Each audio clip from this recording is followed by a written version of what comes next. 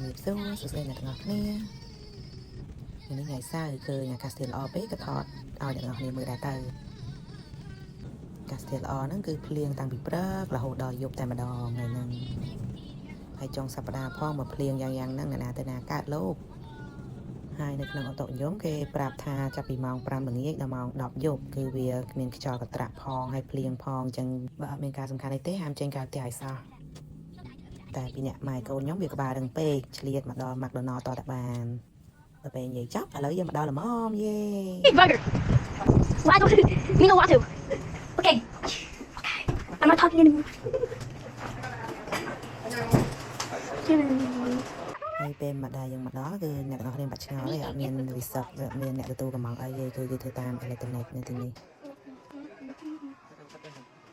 ហើយនៅលើគ្រឿង electronic ហ្នឹងគឺវាមានម៉ឺនុយមកទាំងអស់តាំងពីទឹកតាំងពី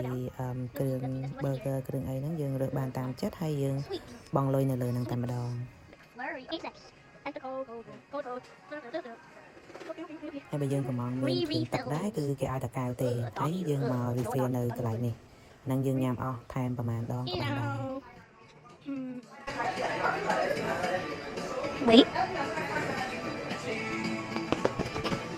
Hey, where's the water? That's like okay. Look, what is? I'm not holding it, and my mom is holding it. Look, see? So I'm not holding it. I'm gonna end the video here. So make sure to like and subscribe if you want to. ហើយនេះសំណាងបានកូនបើជួយ ending video ឲ្យអូខេអរគុណជំរាបលា